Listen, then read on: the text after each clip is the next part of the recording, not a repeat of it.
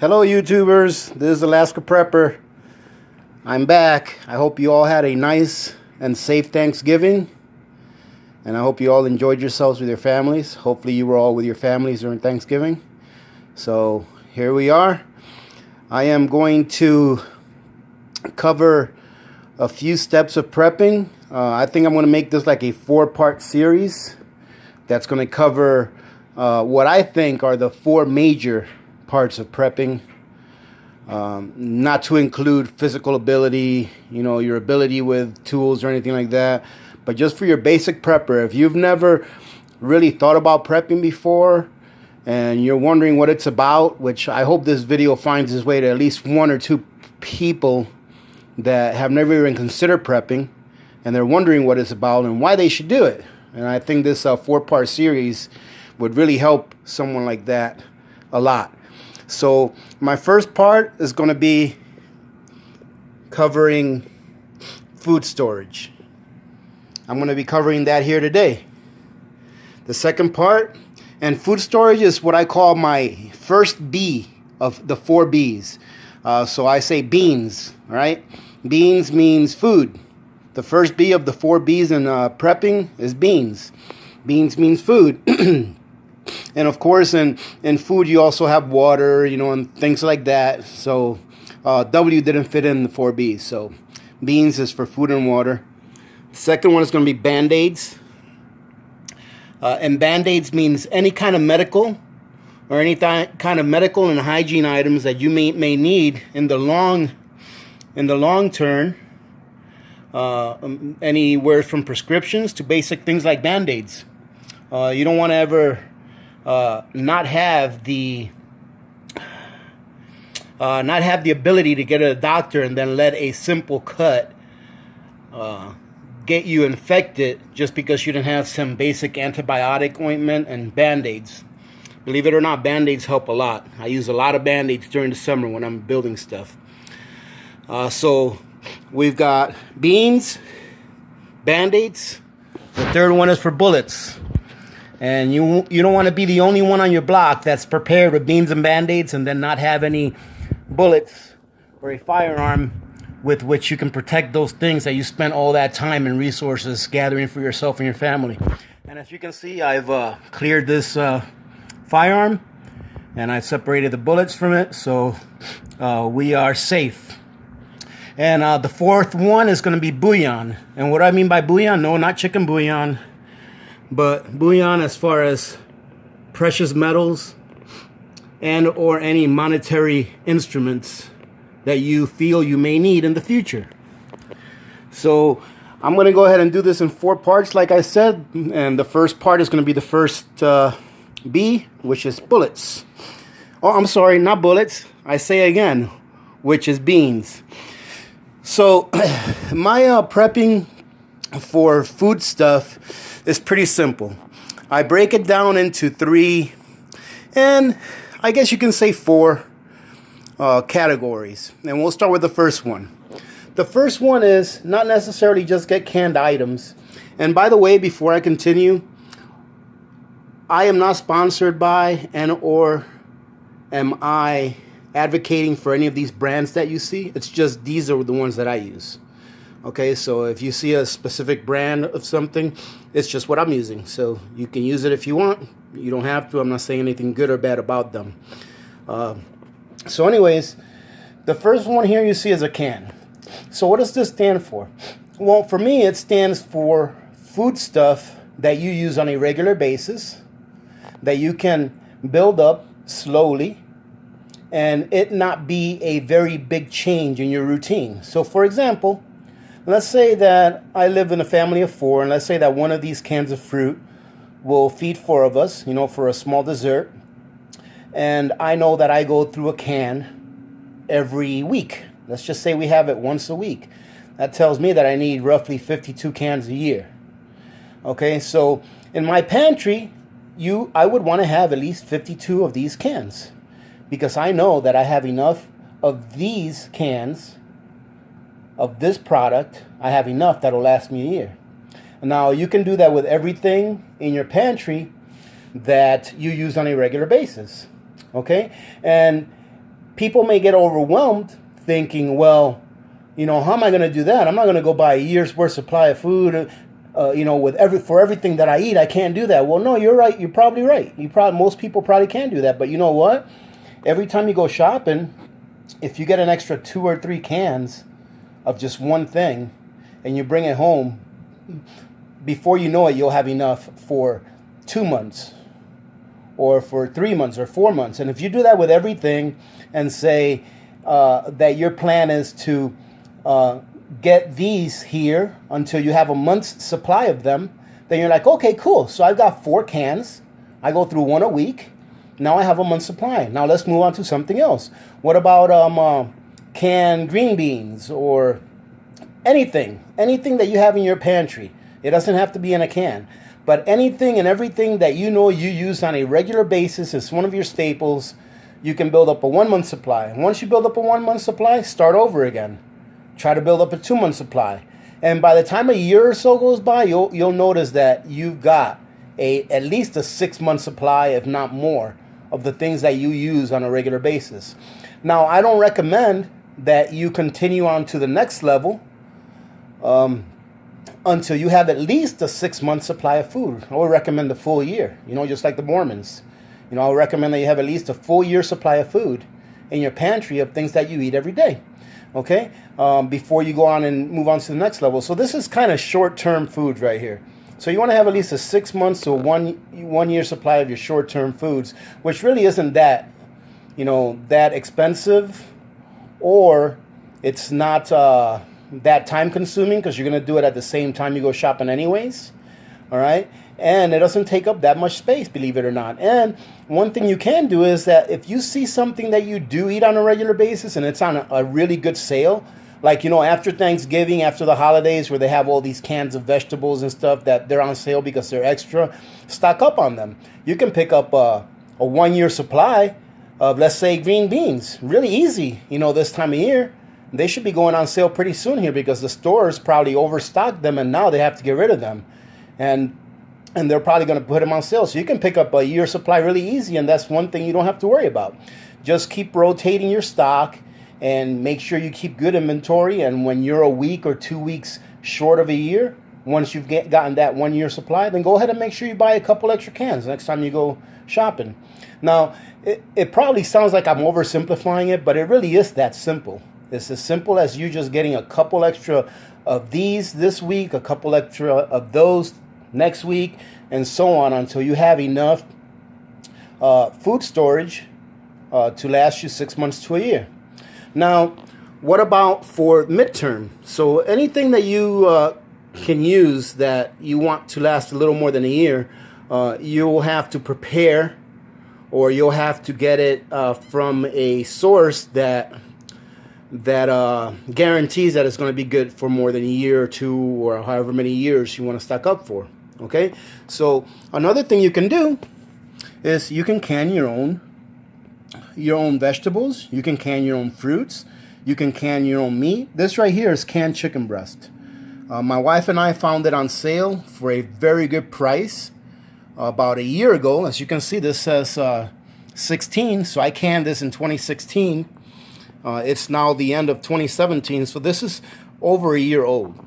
And this right here, the way that I canned it, with a All-American canner, it was a pressure can. This right here has a shelf life that far exceeds the shelf life of the cans you get at the store when you reference the expiration date on the cans, because you know that the expiration date on these cans, they're just a best buy.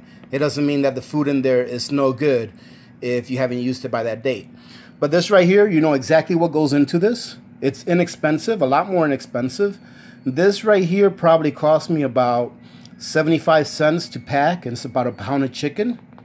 Whereas do you go to the store and buy a can of chicken, which is about half the size of that, it's going to be probably in the $3-4 range. So this is a big money saver.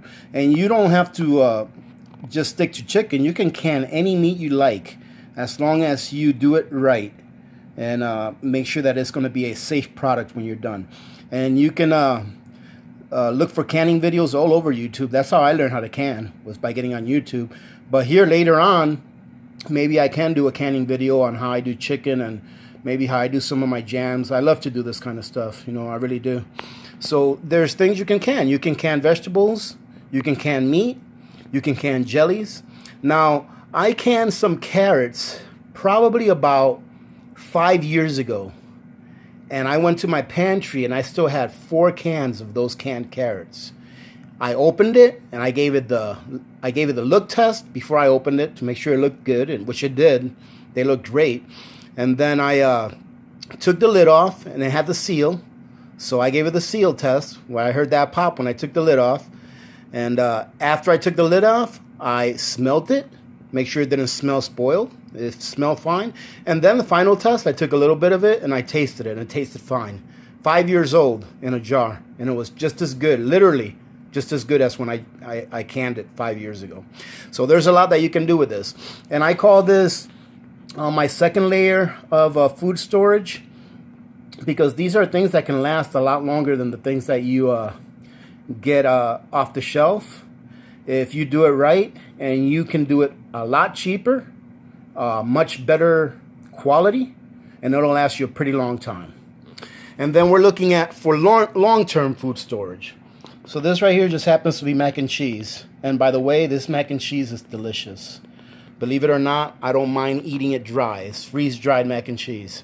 If you eat these things dry, they taste like Cheetos that are on steroids. They have like a really big taste of cheese when you bite into it. They're really, really good. But this right here is not going to expire until until 2047. So this has a 30-year shelf life. And one thing you want to remember is that when you store these items, you want to make sure that you store them in a room or in a storage container, wherever you store them, somewhere where you're going to have a pretty constant temperature, and you want your temperature to be below 70 degrees Fahrenheit. I don't recommend that you let these things sit outside and freeze and thaw and freeze and thaw. I don't recommend that at all. But if you keep it at a pretty constant temperature, below 70 degrees, it'll last you probably longer than what it says on the can. My pantry is, the temperature in my pantry stays at about a constant 60 degrees, whether it's in the summer or the winter, because I have my pantry extremely well insulated, and it stays really nice and cool in there all year long. I think the coldest it might have gotten this summer was I think around 63, which is really good. All right, so you have these things here, they'll last you 30 years. You should really have more of these than of these, because if anything happens, more than likely, if you ever need it, more than likely within a year you should be good to go. Things should be back to normal, hopefully, or you should be able, food should be more available in some kind of a crisis, after a few months. Just like in Puerto Rico right now. Look at those people over there. They're suffering. Why? Well, because they weren't prepared, plain and simple. I mean, they weren't prepared. Their island was devastated. Imagine if most of them would have had a 1-year food supply. And I know that a lot of the houses there got demolished, and if they would have had a 1-year food supply, it might have gotten demolished. But hey, I bet you that if they had a 1-year food supply and it wasn't these kinds of containers, except for maybe glass, that a lot of the food would have probably survived. Okay, and they would have been able to use it. Had they had some water filters to filter water, they'd been able to get water easily. But, hey, live and learn, We live and learn. Hopefully, by a lot of people seeing what's happening over there, we'll know what to do better in the future. So, but one caution with your long-term food storage, like this right here, you want to make sure that before you go ahead and purchase a lot of these, that you taste them. Instead of purchasing a number 10 can, go ahead and purchase yourself a pouch at the store and see what they're like, and see if your family likes them, and see if you like them. Because you don't want to get stuck with a whole bunch of food that you need to survive and that you hate eating. And like this, for instance, in this case right here, this is awesome. Everyone in my family loves this. We think it tastes great. And I'm pretty well stocked up on this. because I know that we all enjoy it, and if we ever have to use it, we'll use it. And to tell you the truth, every once in a while, I'll open one of these up just because they're so good. So when my wife went on vacation here not too long ago, well, she went to help her, not to help, but she went to a different state to visit her family, and I stayed here because I have to work. I came home a couple of times and opened up, not a can, but I opened up a pouch of the macaroni and cheese because I knew they were good and I didn't feel like cooking, and they were delicious. I really like those. So like I said, yeah, just make sure that your entire family likes these.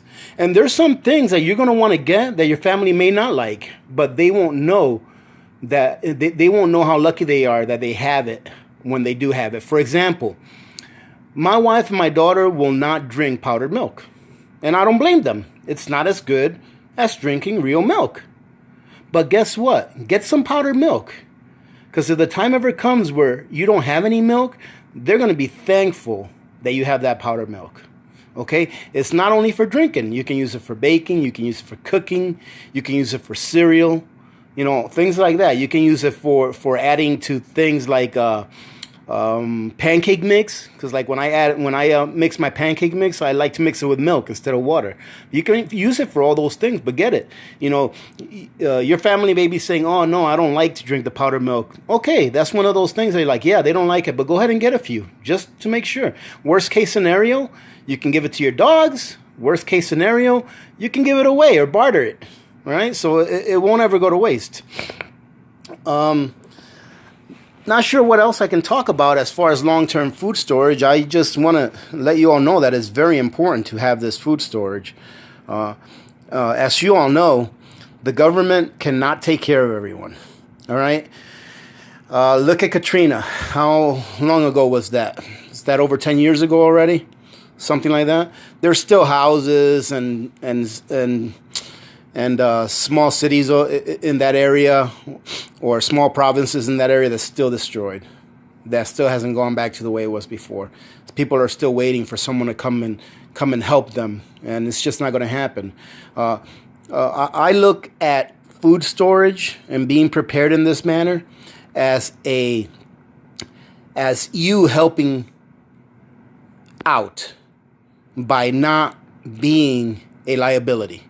And what I mean by not being a liability is that if something ever happens where you need food and the food distribution system has failed, don't be one of those people waiting in a line at a government truck to go get your 2 pounds of rice, like in Venezuela, right? Be one of those people that already has what they need. And then those resources that you would have taken, they can be used for someone else who wasn't prepared. All right. And one thing I always say is I always prepare for more than what I need or what I think I'm going to need, because I believe in charity. I believe that if you have neighbors or friends or family that were ignorant to the fact that they needed to be prepared to a certain level and they weren't, they're still going to need help, and they're still your family, they're still your neighbors, they're still your friends. If you can help them, I recommend that you do help them. So I don't only prepare for my family, I also prepare to give charity in the case that I know someone or I see someone who needs it. Very important. I'll cover some water filters really quick. I think it's more important to prepare for water by having a good filtration system or several filtration systems, anywhere from a straw to a Berkey to a reverse osmosis, where you can have something that will clean your water. Because think about it, almost anywhere you can find water. And there's ways of getting water in a lot of ways. Like here in Alaska, for example. Right now, if we ran out of water and we had some kind of emergency where I really needed water, we've got snow. We can melt snow. But before we melt that snow, you better believe that I'm going to put that snow through a filter.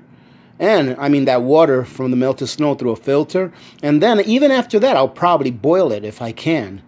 It's very important. So you can get straw filters. You can get Berkey filters. You can get a reverse osmosis system, which is wonderful. I have a reverse osmosis system that I installed here just about 6-7 months ago. I installed it, maybe less than that. And in case you don't know, the ppms, or parts per million, on water, it's considered safe to drink if the parts per million in there are less than 200.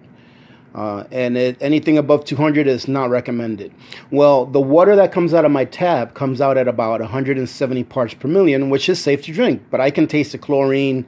I just don't like it. You know, they don't use fluoride here where I live, but I can taste the chlorine. I don't like it. So I ended up getting the reverse osmosis system. I hooked it up to under my sink, and it works great. It brings it down from 170 ppm to less than 10.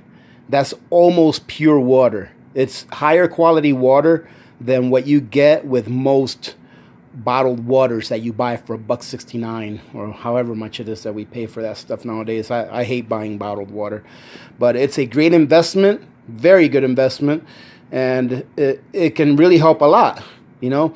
And like I said, having various types of filters is great. Knowing how to make your own filter is always a good thing, you know. Having some sand, some gravel, some carbon, you know, a few pieces of t-shirts that you could put in a bucket. You can actually make your own filter that actually works pretty good.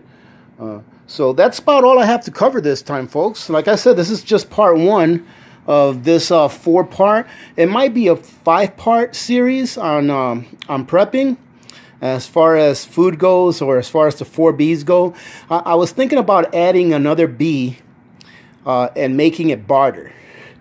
Talking about items that are easy to barter, that are, you know, cheap now, but later on people may really, really want it. You know, it may be in high demand. For example, a lighter. How many of you, know people that have extra lighters at home? You know, a lighter is such a simple tool, or matches. And a lot of people, if they don't smoke, they probably won't have lighters or matches. But imagine how valuable that would be if all of a sudden the distribution of food and supplies ceased to exist for either a short time frame or a long time frame. So I'm thinking of adding a 5th B to my preparedness logic. And you guys let me know if you think that's a good idea. I think I'll go ahead and do that and see what we can do with it. And if you guys have any ideas, please let me know. Just remember that it is up to you to take care of yourself and your family. If you rely on someone else to take care of you and to take care of your family, you're only destined to fail. And I've heard this quote several times, so I think I'll repeat it. I would rather be prepared 10 years in advance than to try to be prepared 1 minute too late. So I would rather spend 10 years preparing where nothing ever happened than to try to start preparing a day or a minute after that one thing, one catastrophe, happens. So with that, I'm going to say goodbye. This is probably my longest video. If you guys... I could probably talk forever, but I'm not going to push it as far as downloading this or uploading this into YouTube. I want to say that, again, I hope you all had a nice Thanksgiving. Do you guys like my carpet? It's big flowers. I hope you all had a nice Thanksgiving. I hope you're all safe. If you haven't made it home yet, I hope that you get home safe. And many blessings to all of you. This is Alaska Prepper, and I'm out.